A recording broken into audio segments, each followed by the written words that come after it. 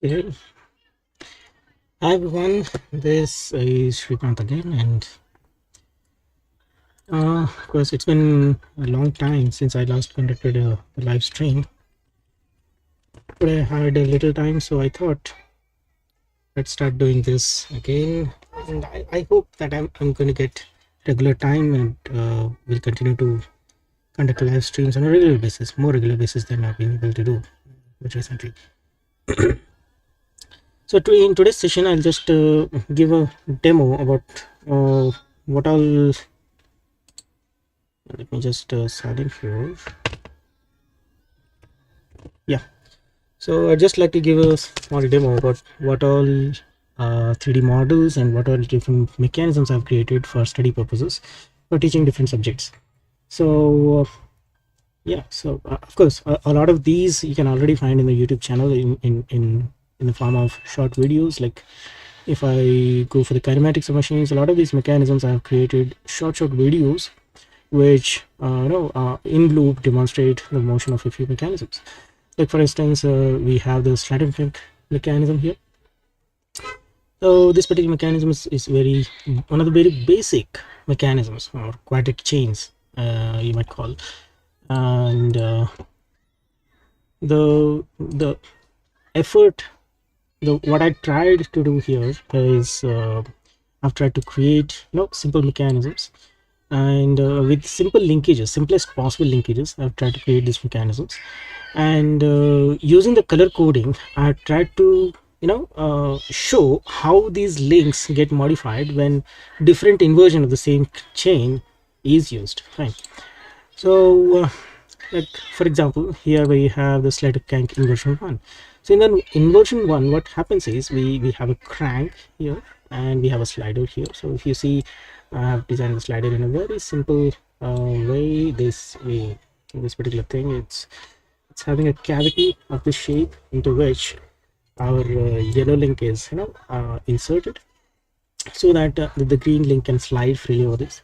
And of course we have these pins here, and these pins, they are situated in the middle of these two linkages in like this, so that it's able to hold both these links together, so that they have a free revolute kind of motion possible between them. At the same time, they don't in any way come in the middle of these engagement of the mechanisms. Fine. So that's about the structural formatting. And if you open this sketch, if you open this model, and if you just select this one particular model, and if you try to see the motion of this, if you just drag the red link, you can see how the motion is happening. Okay. And the good thing about this is you would also be able to change the lengths, and the changes in lengths are instantaneously reflected in the 3D model. So when I take it, when I reduce this length, you can see the length of the link, red link, has been reduced, and the motion of this has also been modified according to this. So the same thing I can do with the pink link. So I can just go to reduce this, and then it's going to reflect on the spot over here. Fine. So I can just see what will happen in various different cases. Like if this becomes equal, the red link and pink link are becoming the same length, then what's going to happen? So what do you think is going to happen? It's going to go backwards. Now this is something, it's a little impractical for us to think like this, but no, this allows for this even impractical things to happen, so that the students can do a little bit of trial and error and try to learn by making mistakes, rather than just by learning it from the book in fixed possible way. So okay, so some of you are interested in joining the live chat, so probably I'm just going to create a Google Meet link and share it for others to join. Let's see. So we'll just open my calendar and we'll create this link. So this link I'll share in the live chat on the YouTube, as well as on the other WhatsApp groups where students might be interested in attending these sessions. So okay, all right, so let's do this YouTube live stream. All right, save. Let's go here and let me share it. All right, so this link I'm also going to share it on our YouTube channel. So this is the live stream that's happening, and okay, this is the chat. So I've shared this chat link over here. Anyone who's interested to join here can just use that link to join me. And of course, you can just put the comment. If you're watching this on YouTube, you can just put a comment and I'll be able to respond to you. And if you're actually joined live using the Google Meet, then of course you can just unmute yourself and talk to me about whatever doubts you might be having or any suggestions you might be having about this, and I'll definitely try to implement them in the coming time. So this is what I've tried to do over here. So the students should be able to do trial and error. They should be able to explore every possible different lengths and see how these differences in lengths are affecting. Okay, so there was a little bit of internet issue, I guess. It's attempting, it's back. Let's see. Okay, so we are back. So fine. So this is how it is. So let's come back to a basic simple mechanism. Let's take 40 here and 100 here, and there is another option called offset. So what is this offset? Let's give a small offset instead to see how this happens. Yes, because I've not included, I wasn't able to successfully implement this particular thing into this particular mechanism. So I think it's going to take some time for me to do it. So in the next setting, whenever I'm getting time, probably I'll just going to solve that issue as well.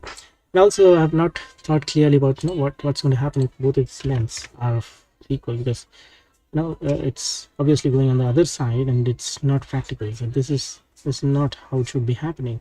So probably I just have to increase the length of this. Even if I do that, these two things, they're actually going inside. There is a little bit of overlap that's happening. It's just not very practical. In fact, this particular software Onshape is not having object collision detection, and that's the reason why it's behaving like that. It's allowing us to move it like that. So in theory, what I can say is how it will be useful to the students is they will be able to see where the object collisions are happening. Of course, they would have to manually see where the collisions are happening. The software is not going to be of much use. They'd have to just move it to different positions, and they would have to check it if there is any intersection happening at any point of time, and they'll have to modify the design to make it in such a way that these collisions and stuff like this is not actually going to happen. So at some point of time, probably, because nowadays 3D printing is in very demand. It's not just in demand; it's become very popular. So if these mechanisms are if we continue to build upon these mechanisms, at some point of time, probably we'll be able to build mechanisms which not just are stationary with same fixed lengths of the mechanisms, but will have a lot more options for the students to play around with the lengths, dimensions, and still be able to. Okay. I guess Google Meet I have not joined, so I will not be able to add others to this. Yeah. Okay. So I guess now I have joined it, so you can try to join this meeting now. Okay. Let me inform this. Now you can join the meet. Alright, so let's see if someone is joining in the meet. Let's take their questions as well and try to resolve whatever issues or whatever doubts they might be having about this. So this is the one of the mechanisms. So what's one inversion of the particular mechanism that I've talked about? Let's go ahead and see what are the other inversions. We have a second inversion, which is called Whitworth mechanism, which is a modification of this one that we are talking about. All right, so the color convention remains the same around here. Fine. So the link which is red is its shape is slightly different when we go for the Whitworth mechanism. The yellow link remains, the pink link remains. The relative position of the different linkages remain the same, exactly the same. Only the shape is going to vary in a slight way in order to make it useful in terms of the Whitworth mechanism. So here you can see that the red link is actually vertical, pink link here, the green slider is sliding on the yellow link. The yellow link is actually extended on the other side, to which another link, which is orange in color, has been connected, and this orange link is ultimately going and connecting to another slider, right? So let's see how this mechanism works out here. Okay, so when we move this around, so this is how the mechanism is going to be behaving. Let's just see how this motion is happening. So we have to come back a little, and we'll have to just rotate this mechanism to see how it's moving. So what happens here is the pink link will be the input link, which will be supplied with constant rotational torque, and because the pink link is rotating at a constant speed, there is no way, it cannot ensure that the yellow link will also be rotating at a constant speed. In fact, yellow link will definitely be moving at a different speed, and so for half a rotation of the pink link, you can see from this side on the right to this side over here, when the pink link has moved half rotation, the yellow link has not completed its half rotation. And in fact, it has completed a fraction of the complete the half rotation, right? So it's less than 180 degrees that it has rotated. So if for the yellow link, which is actually the output, and because this is coupled here to this slider here, this is actually used as a tool, right? And this to and fro motion of this particular tool is used for removing metal, yeah, kind of slotting machine that it is called. So it's used for slotting.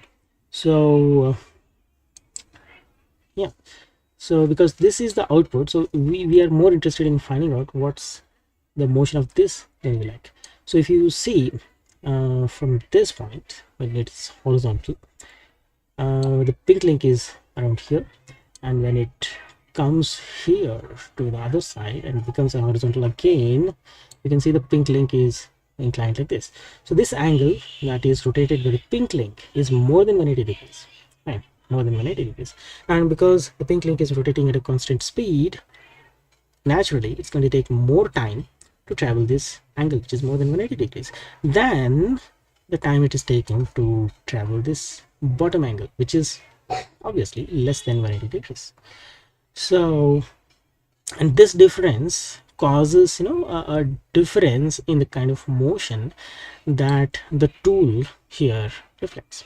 Okay, and the tool here is it's actually going to be exhibiting a motion which is called as the quick return motion, right?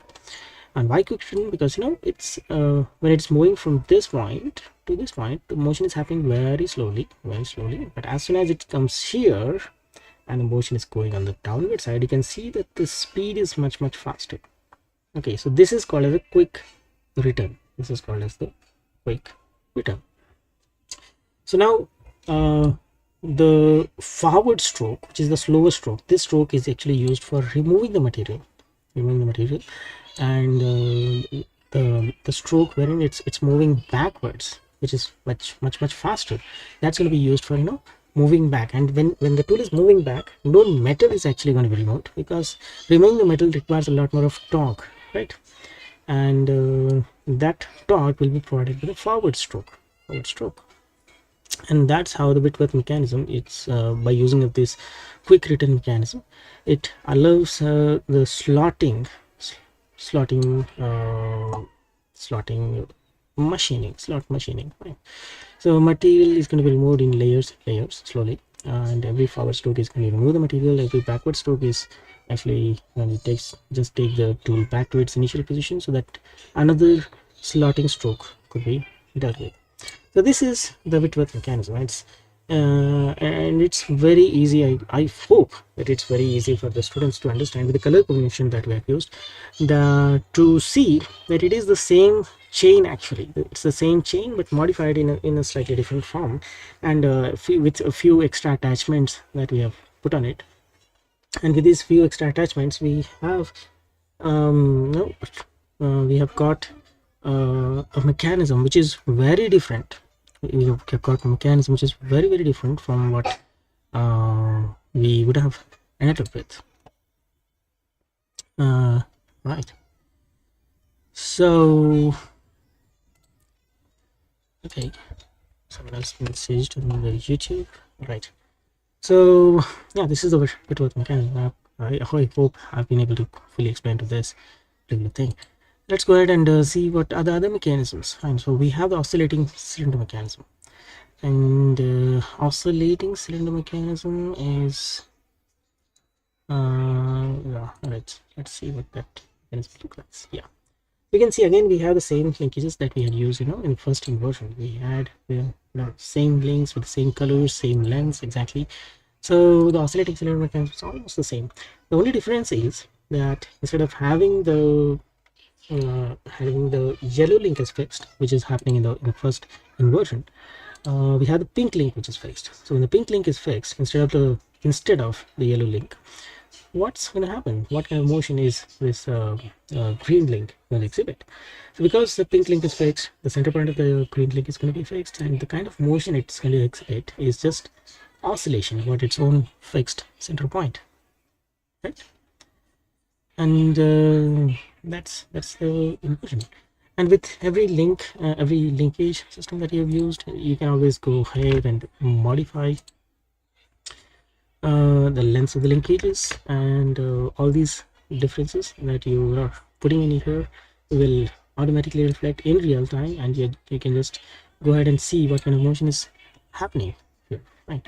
So in fact, if you right click on this mate feature here at the bottom, and if you choose animate, and you make some tweaks in the okay, here you can just go to loop, and if you play the button, you're going to see this motion happening on a constant speed basis. And let's take a little, speed it up a little. Okay, so this is good enough speed, I guess, right? You can rotate and see what kind of motion is happening, how it's happening. You can just go ahead and do whatever you want with this. And I guess this is, I was hoping that my students will be much better way understand what's happening with the inversions, and how it's affecting motion, right?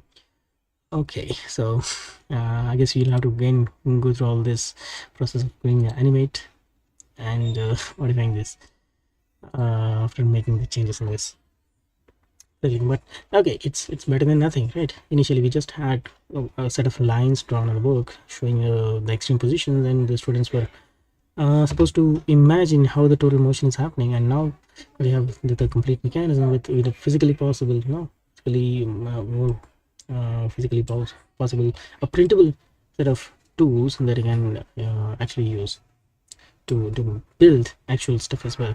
And this looks more okay. I don't know why the internet is showing some issues, but it's going back and forth sometimes. It doesn't matter. Okay, all right, so let's see what are the things we can do.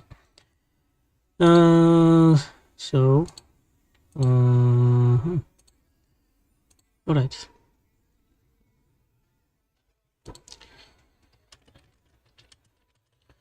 so you can join the meet if you want to talk. So let's see the next one. The next one is called the slotted living mechanism, right? You can see that there are a total of 5 options present here, but because there are just 4 links in this particular chain, there should only be 4 inversions possible. So why are there 5? This question has troubled me for a long time, and even though it troubled me for a long time, I went on to assume that the slotted liver mechanism is same as the Whitworth mechanism. But it ends up that but later I realized, some of the books,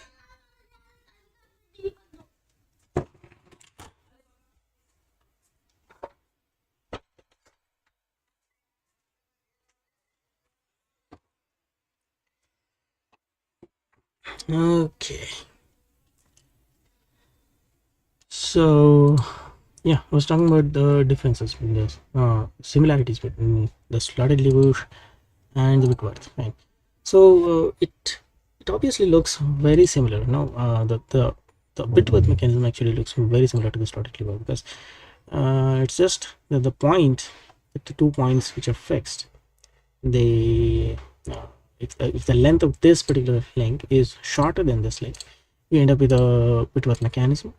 And if the length of this is increased beyond the length of this, then we will naturally end up having a slotted lever mechanism. That's how I thought for a long time, and then I realized that it's not so. A slotted lever mechanism is actually a slight modification of the oscillating cylinder mechanism. Okay, you can see they're almost built the same way. So the green link, if you see here, the shape of this is slightly modified. Okay, so I've just put that rectangular thing here just for your convenience, so that you can just assume how it looks like. So this just a slider type of thing, which appears like that, has been extended to have a slot here, and in that slot we have this yellow what to say, slider which is sliding in that slot. And that's the thing. Actually, before no while just reading it for the first time, or first few times, and even teaching these mechanisms for a few times, I didn't realize that this is what actually happens. So yeah, so I hope this clears your doubt about, clarifies the thing about the differences, and why there are actually 5 examples shown in the inversions of the slider crank, and there are actually supposed to be 4.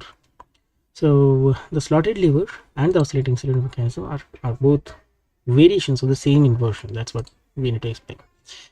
And lastly, we have the hand pump mechanism, which is, the red link is slightly extended on one side to make it a handle, and all the remaining links remain the same. And it's the green link, which is the slider, that's actually fixed. So when you move this red link, you can see that there is kind of a to and fro motion, up and down motion, that this yellow link exhibits. And if we attach a plunger on the bottom of this and put it inside a cylinder, it's going to cause a suction force, and that's how the water is going to rise.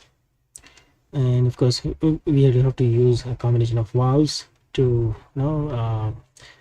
to only allow the movement of water in the upward direction and not the downward direction. So yeah, so I hope this mechanism has brought you a lot of clarity on this particular thing. And if you have any ideas about improving it further, I'm always open to it. Just put it as a comment in the YouTube channel.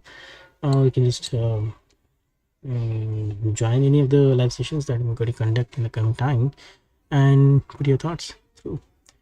So this is not the only mechanism that I've created. In fact, I've created almost a lot of these mechanisms, and the aim of all these mechanisms is to help students play around with different values, changing the values. I just wanted them to have an idea about how the motion is going to change, and where this motion can be used. And the primary reason was actually to expand the thought process for the students. So this particular example, we have so we did the top view, right. So again, we have here our class 1. Okay, so this is inversions of all the classes. So we have the first class mechanism, where now so this is the first inversion. So in the first class 1 type of mechanism, we'll have one link which will rotate complete 360 degrees, and one of the links which will not rotate complete 360 degrees. So this kind of mechanism is called as a crank rocker mechanism. Okay, crank rocker mechanism. And you can go through all different inversions like here. So if you go for inversion 2, instead of having the green link fixed, we have the pink one that is fixed, and you can see that both these mechanisms, both these links, the pink and the green, both of these are exhibiting complete 360 degrees. So that's thing. If you see the third inversion, this I think a pink one is going to be fixed, so this is the kind of motion. So it's again a crank entropy mechanism. And then lastly, if you see the fourth one, it's going to be a actually difficult one, because both the pink as well as the green links will behave as rockers. And if you like to see the motion of this perfectly, you just have to choose animate, put it in the loop, 50 and wait. So this is how the motion is going to happen, and this kind of motion is actually used in the table fan, the oscillation of the table fan. This is the mechanism used. So one of the videos on YouTube has very well demonstrated this, and I don't know if I'd be able to get that link, but let's try it. So I hope that this doesn't put put any. Okay, well, let's avoid using any other YouTube channels, because that might put a ticket, or what is it called? I don't know, a strike, I guess, a strike on my YouTube channel for using other contents. So if I get it later after this video, I'm just going to put it in the chat, and you can use that to take a look at how this particular mechanism is used in the web. So these are all the inversions of class 1. So let's go ahead and see what happens to class 2. So when you have the class 2, this is a peculiar type of combination of the lengths, wherein none of the inversions will allow this to have any crank, right? So none of the links in none of the inversions can exhibit complete 360 degree rotation. This kind of a mechanism is called as a class 2 quadratic chain. So you can see inversion 1 doesn't allow complete 360 degrees. So you might think on first looking at that, this blue link will rotate complete 360 degrees. So what happened here is, you start rotating it down. Okay, it's rotating very well. But at some point here, especially when this red link becomes parallel to this, the blue link cannot move further in this particular direction. There is no way it's going to pass. It will be possible for it to move in that particular direction. So what can happen though is that red link continues to move in that direction. So what will happen at that point? The blue link actually starts moving in the opposite direction. So it has to return on its path.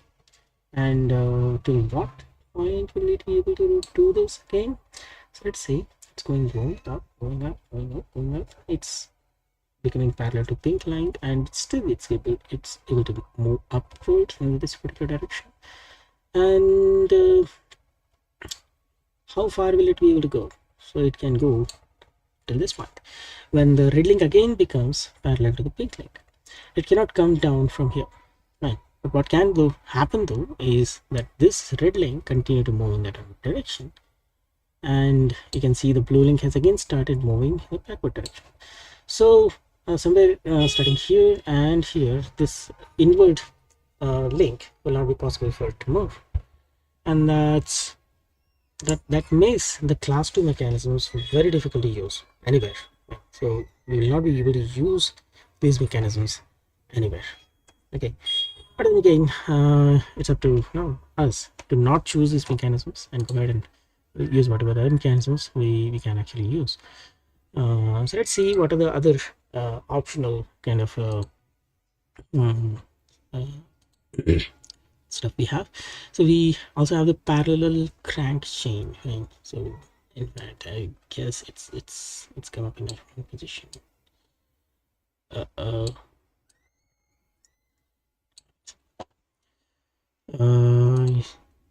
Should adjust the class 1, and I should bring it in this position. And I guess now if I choose parallel crank, so this particular mechanism is called as a parallel crank mechanism. Okay, parallel crank chain, and we can again have all the four inversions in this. So let's see what are the inversions of this particular thing. So you can see that it's executing complete 360-degree rotation. So not only is the red link moving complete 360 degrees, but the blue one is also moving complete 360 degrees. The length of both is same. The length of green and pink link is also the same, and both of these are actually exhibiting complete 360 degrees of rotation. If you see the inversion 2, in this inversion I think the red link is going to be fixed, and yeah, you can see the motion is happening again. And this time if you look closely, the green link and the pink link both are moving complete 360 degrees, which means both of these are cranks. So no matter what inversion you take up here, you will always get a double crank mechanism. You'll always get double crank mechanism. Right? So complete 360 degrees. You choose the third inversion. I think the pink link is going to be fixed here. So again, we are going to get a mechanism where complete 360 degrees is possible. If you go for the fourth inversion, here the green one is going to be fixed. The blue one is going to be fixed. And again, you can see the pink and green one are rotating complete 360 degrees. So all the mechanism that we end up getting in the inversion in the chain, where the opposite links have the same length, we will always end up getting double crank mechanisms. All the inversions are double crank mechanisms. Not only this, there is also a peculiar case here. Like for example, if you have it in this particular position, and if I take the parallel crank, so what happens here now is very interesting. Let's see what happens here. So let me just animate this instead of rotating it by hand.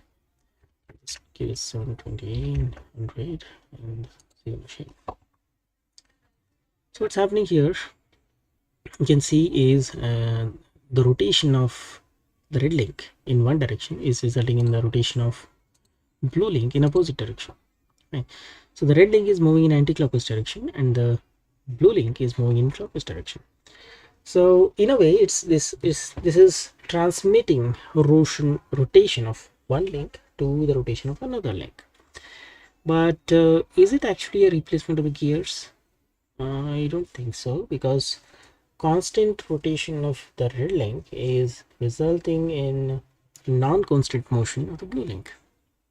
You can see that the red link is actually moving at constant speed, but is the blue link also moving at constant speed? I don't think so. So even though at two extreme points they appear to be moving the same 180 degrees in the horizontal, they're both crossing it at the same time, but when we see the left half and the right half appears to be much faster than the left half.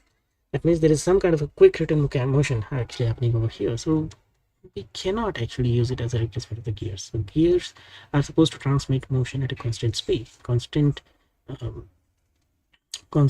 speed, and this is not a mechanism which is resulting in constant speed. But yes, this is one of the possibilities, and we can just go through and take a look at it. So you can also explore what are the possibilities if we end up having a different inversion in that particular case. Oh, someone has joined us. All right, so we have Srijan. Hi Srijan, can you hear me? Good evening. So hi, welcome to the stream, and I was just explaining. Yeah, no, this is this is something that I usually do without inviting anyone. Fine. This is just a live stream of YouTube which keeps running from time to time, and in fact I was not able to do this for a long time, and you can say that this is I got inspired from watching our Sai sir do this for free, and I thought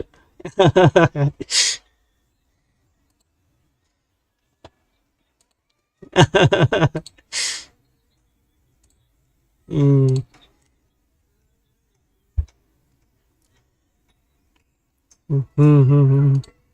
In fact, I have done a lot of mechanisms for teaching purposes, and a lot of these mechanisms stayed back with me, and I used to use them, in teaching. So if you have heard about this subject, kinematics of machines, yeah, it's a part of theory of machines. So in this, students have to deal with a lot of mechanisms, right? Com, it's kinematics of machines.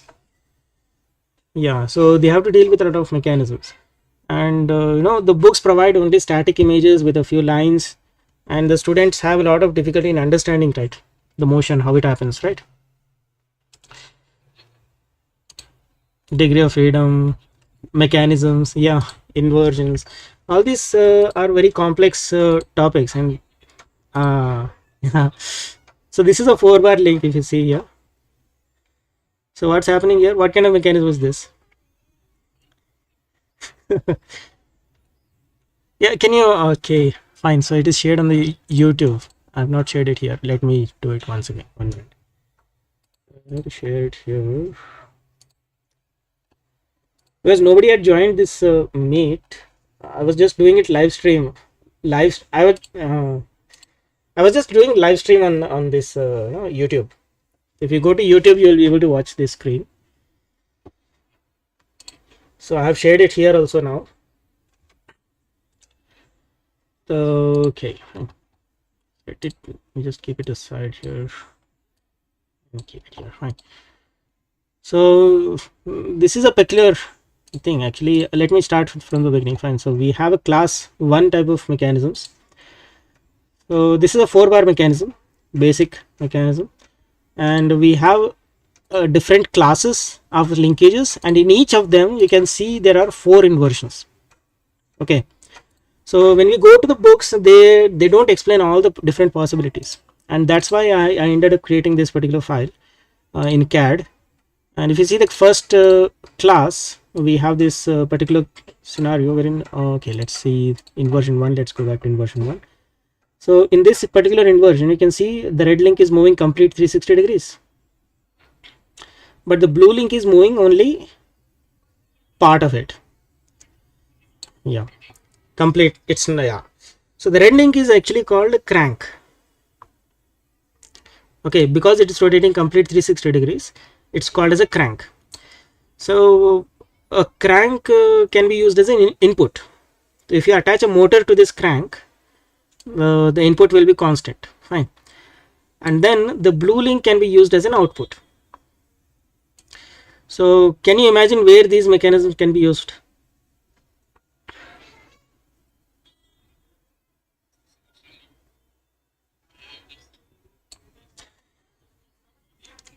No, just from our daily life situations. Like, we have a motor which is providing us with constant rotation, and we have an output which is just moving to and fro between 2 extreme points.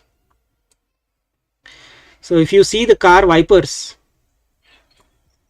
yeah, so in the car wipers, the motor is just going to provide an input which is constant rotation, and this is transmitted into the motion of the wipers, which is just to and fro, right? So if you see the second inversion, what's going to happen? So let's bring it back to normal position, or else it's going to misbehave. Fine. So let's see what happens in second inversion. So in the second inversion, what happens? Earlier, you see the green link was fixed, right? But now instead of green link, we will have the red link fixed. So when the red link is fixed for the same lengths, what's going to happen?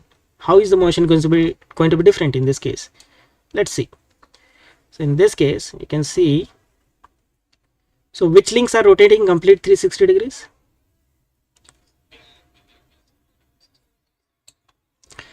Is it just the pink or the green as well?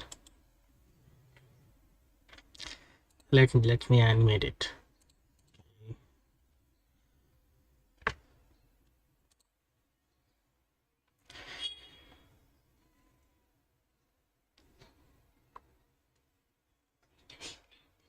Yeah, yes. So this is a double crank mechanism.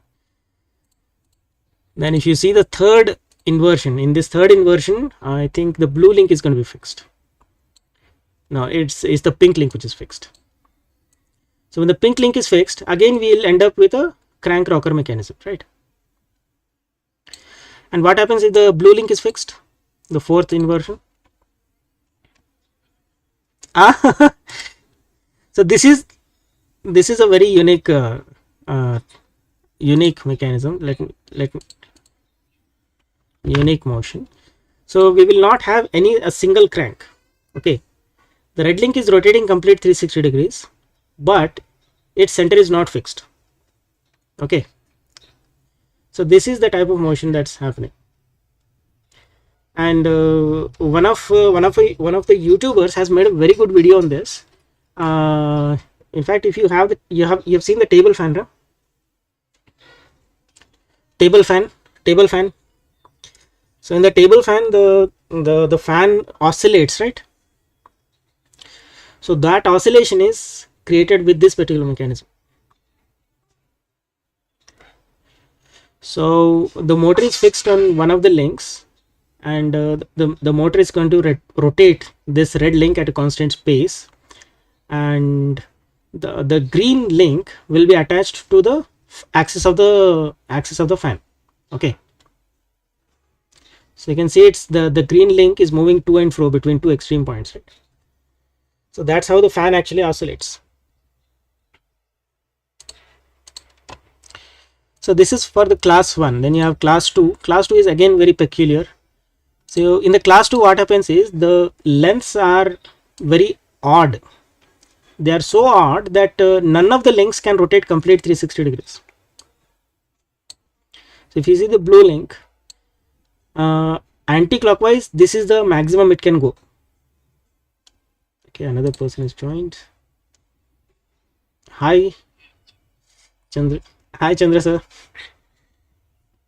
Can you hear us? Hi. So this I just like to clarify. This is not like a Sai sir's class wherein he conducts live sessions for everyone. This is just me live streaming on YouTube and allowing others to join. Fine. Maybe you just get the message. So I'm just demonstrating what all mechanisms I have created in the software called Onshape. So today I was just thinking I'll do some mechanisms and inversions of that. So I have explained class 1 mechanism. If you want, you can just go to the YouTube link and you will be able to find the previous explanations over there. Fine. So I was explaining class 2 inversions now. So this, you can see it's a 4-bar mechanism with revolute joints, 4 revolute joints with 4 links, right? So what happens in class 2 mechanisms, class 2 chains, is none of the links in none of the inversions can rotate complete 360 degrees. So if you see the motion of this blue link, I'm rotating it clockwise. So when it is rotating clockwise at a particular point, when the red link becomes parallel to the pink link, it stops there. It cannot move further in anti-clockwise direction.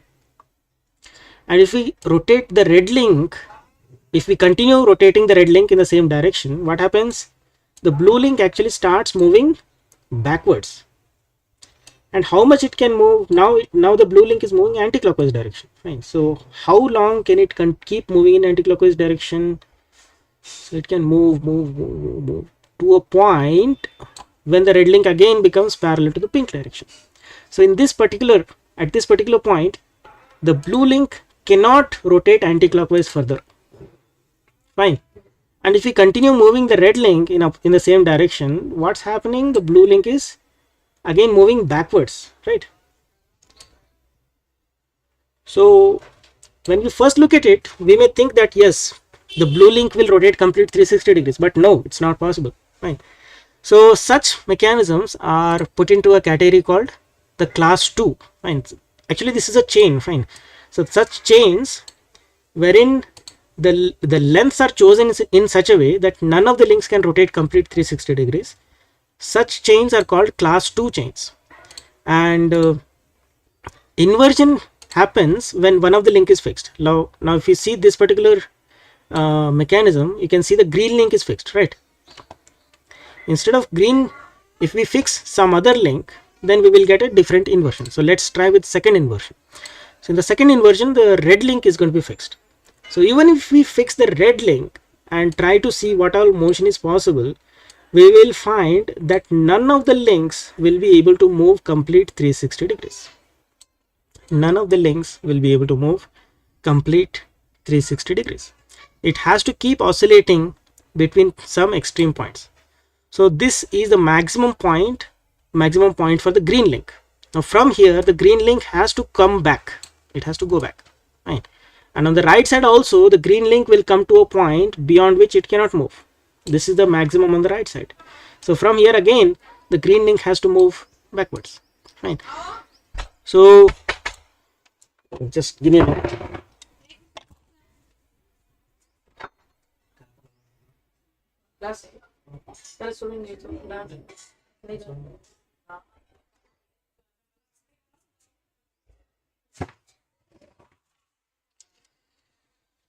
So yeah, so no matter which link we are fixing, none of the links can rotate 360 degrees. So such mechanisms, such linkages or such chains we will not be able to use for any practical purpose, right?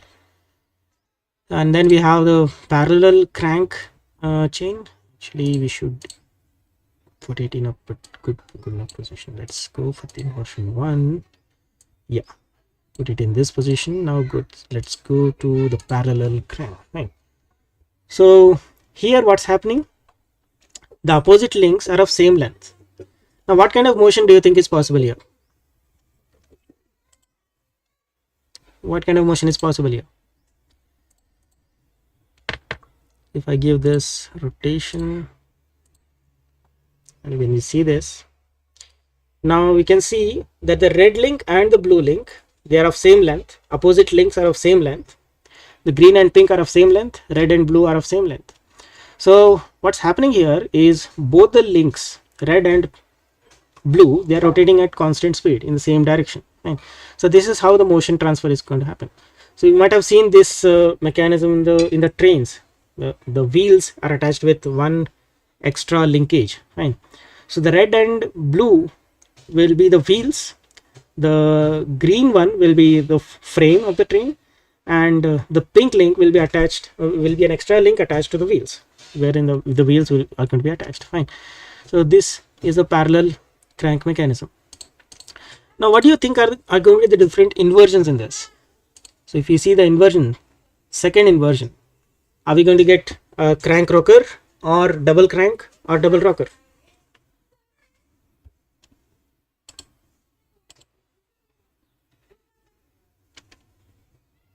You can please unmute yourself and try to make a guess at least.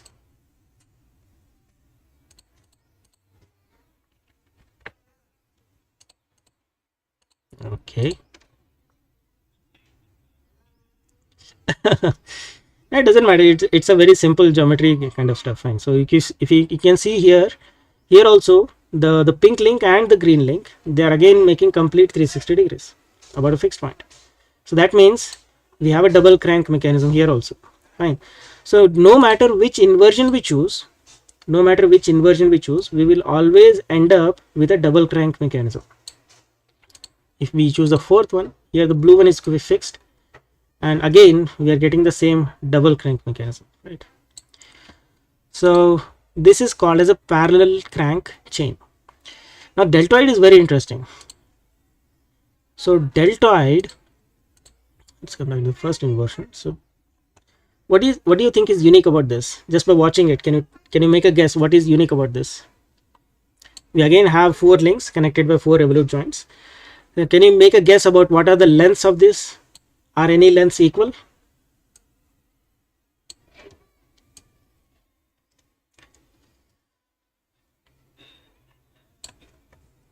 Yeah. So here what happens is the adjacent links are of same length. In parallel crank what happened was the opposite links were of same length, right? Opposite links were of same length in parallel crank. But in the deltoid what happens is the adjacent links will be of same length. So here the kind of inversions that we get will be very, very interesting. Fine, let's see what is the inversion 1 like. So let's go ahead and make this. Let's take 4, multiply,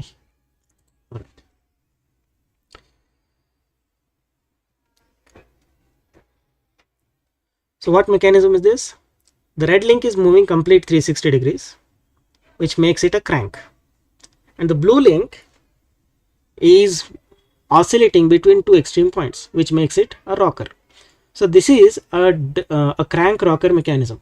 But the unique thing about this is that the blue link is oscillating on both the sides of green link. It's oscillating on both the sides of green link. If we see the first class 1 type mechanism, the blue link will be oscillating on the same side of the green link. It will never cross the green link, right? But when we see the deltoid, it will cross over to the other side. Fine. And if you see the other inversions, they are going to be much more interesting. So if you see the second inversion, for example, and again let me animate this. So if we take it 4 times and choose this to loop, okay. So what's happening here? Just watch how many rotations the pink link and the green link are doing. So how many cranks do we have here? Crank is a link which rotates complete 360 degrees. So the pink link is making complete 360 degrees. So that is definitely a crank. And if you watch the green link, that is also making a complete 360 degrees, which means the green link is also a crank. So we have a double crank mechanism, but the unique thing about this double crank mechanism is that for each rotation of the green link, how many rotations the pink link is doing? For one rotation of the green link, how many rotations is the pink link doing? 2 rotations. Fine. So that's what is very, very unique. That is very, very striking about this particular mechanism. And in the books, when we see, they'll just provide us with a set of lines and some explanations about how the motion happens. And most of the times when I used to take the class, students used to be very, very confused. They would not be able to understand what this motion is and how this motion actually happens. And fortunately, by using this CAD system, I was able to generate these models, and they are perfectly able to show what kind of motion actually happens. And this gave broadened their imagination, and they were able to do much better in the subject. So last case, let us go for a special case. So what do you think is going to happen in this? Give me a minute, I'll be back.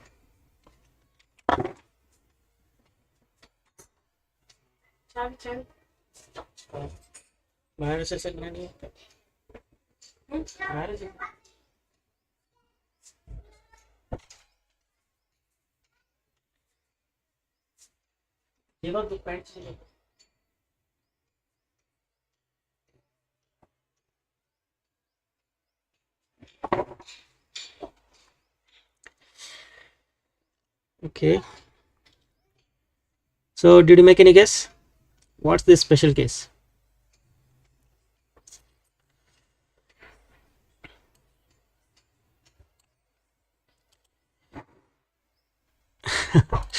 So here the unique thing is that the sum of 2 of the links is equal to the sum of other 2 links.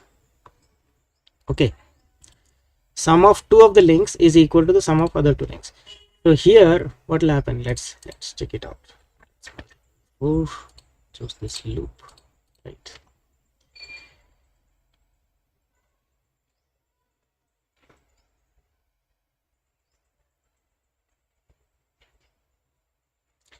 So the red link is making complete rotation, so no doubt it's a crank. What about the blue link?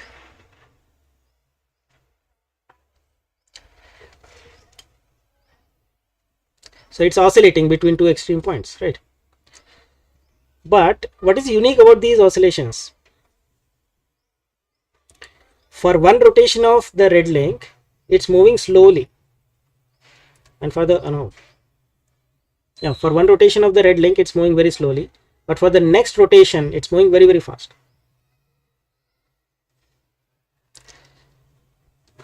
Yeah. So this special case has not even been mentioned in the book. So when I was doing, trial and error with different links, I was just trying to see, experimenting to see what motions actually happen. And I ended up with this particular case, which turned out to be very, very unique. So not only is the blue link oscillating on both the sides of green, which very rarely happens, but it's also happening it with a kind of quick return motion. So this motion, you can see it's very, very fast, but when it's going back, it's moving very, very slowly. Again, in the next time, it's going to move back very fast. Again, it's going to move up very, very slowly. So this is again a kind of quick return motion. So we have now studied all the different types of chains and all the different inversions we get with all these different chains. So I've also built this particular assembly, and in this, what we can do is we can play around with the different lengths, right? So if you just want to play around with different lengths, let's increase the length of rain, and as soon as I change these lengths, it will reflect here in the real time, right? And you can just play around with this. We can see, just go ahead and see what motion actually happens. So let's say if I want a parallel crank mechanism, so which lengths I need to make it same? The green needs to be equal to the pink, and the red needs to be equal to the blue. Oh, sorry. So when I do that, we will end up with a parallel crank mechanism. But this is, because they were on the opposite side, it has become a inverse, inverse crank. I think this is called as inverted crank or something, right? So the motion of red is in one direction, the motion of blue is in opposite direction, but the same mechanism can be a little different too. Let's increase the length of this. Let's bring it to the same side, again make it equal. So now again we have the same lengths, and this time you can see this is a parallel crank chain, fine. So out of all these different chains, we can have all of them here, fine. Along with having all of these different chains here, we can also modify length of each of them, and also we'll be able to check out the different inversions. So this is a very attractive feature, I think, for any CAD software, and these things that is provided here is called as a configuration, and this configuration has allowed me to build a lot of these variations and help the students to do trial and error over a lot of different mechanisms. And that's what attracted me very, very much to this new software called Onshape. I don't know whether other software also have these kind of features. I know SolidWorks has these features to some extent, but I don't know about Unigraphics. I think we should ask Sai sir if that is able to do similar thing with it.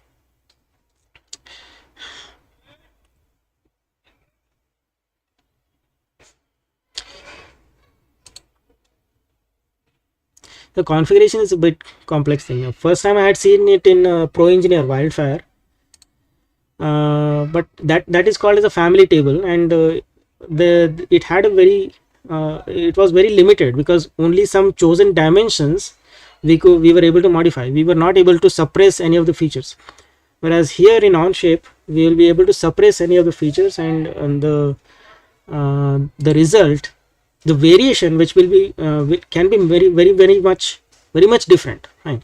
In fact, if you see this particular example, so this file I had built to demonstrate what are the different type of joints possible, right? So this is called as a prismatic pair, right?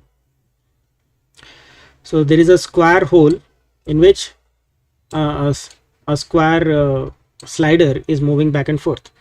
So this is having only 1 degree of freedom. It cannot rotate about any of the axes. It cannot move about 2 of the axes. It can only move in X direction. It can only move in X direction. So if I change the configuration here, the Pro Engineer would have only allowed me to change one of the lengths, fine. But if I change it here to, let's say, a revolute joint, okay, so here, okay, give me a minute. Hello. जी sir बोलिए। थोड़ा अभी थोड़ी देर से मिसेंगे, 15 minute, 15 minute. जी sir.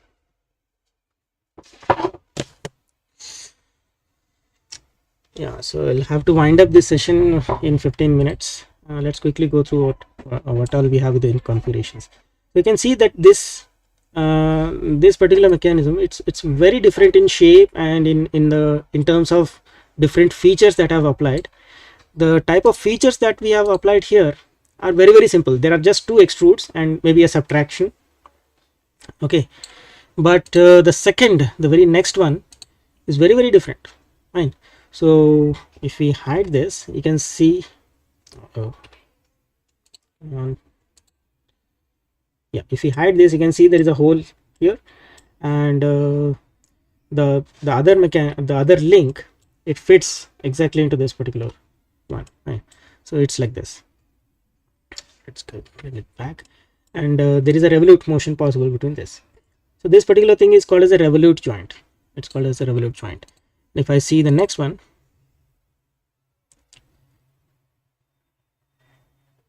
yeah, this is a helical joint. Fine. So if I hide this, let's try to just make it transparent. Fine. So when we make it transparent, you can see there are, inside teeth like this, into which these teeth are engaging. Fine. And the rotation is possible like this. So if you want to move it, in one direction, the rotation has to occur. Fine. So even though it appears to be having 2 degrees of freedom, one is rotation and one is motion, they are both interdependent. So because they are both interdependent, the variation in 1 degree of freedom has to result in another degree of freedom. It is interdependent, and that's why the total degree of freedom that this one has, the effective degree of freedom, again turns down to just 1. And if I see the other one, now this will be entirely different. So none of the features that we have seen in the previous 3 configurations, none of these are present here in this one. Fine. This is entirely different object, and this is called as a spherical pair. And the number of degrees of freedom that this one can have, that is 3 degrees of freedom, and it can have rotation about any of the 3 axes: rotation about z axis, rotation about x axis, as well as y axis. But it cannot have motion in any of the directions. Then there is this spherical pair with just 2 degrees of freedom. So in this particular case, it can only have rotation about 2 degrees. One is limited again about in this horizontal direction, and then we can also have rotation like this. Okay, so these are the 2 degrees of freedom that it can have. And if I go for pipe sphere, again it changes completely. Fine. So none of the previously shown objects have any kind of relationship with this. Fine. No, nothing is common here, right? So maybe the sphere, I have used the same, I have reused the sphere here, but except for that, the pipe is completely different from the other stuff. So again, this is different. So like this, using configurations, we can create assemblies which not only look very different but act very different from the others. And same way I was able to build a lot of mechanisms. So in today's class, I was able to explain the 4-bar mechanism, the slider crank, and a little bit of types of these things. So in the coming live streams, which you can again join if you're interested, I'll be explaining about the other mechanisms that I've created. And if you're interested to learn this particular software or learn to make similar things in other software, we can also explore those things. And not just kinematics of machines, I've also created a lot of models for there is for robotics and engineering graphics. Then we have CAD CAM, and my favorite is actually machine drawing. There are a lot of assemblies. There are a lot of completed assemblies. And this is my favorite. So all these assemblies have been built from the textbook KL Narayana, and there were a lot of dimensions which were not feasible for making into 3D.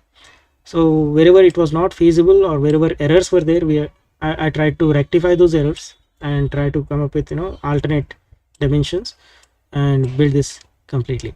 So when we see, it's completely functional, just like an actual assembly, right? So when we rotate this, it actually moves forward. When we rotate in opposite direction, it moves back, right?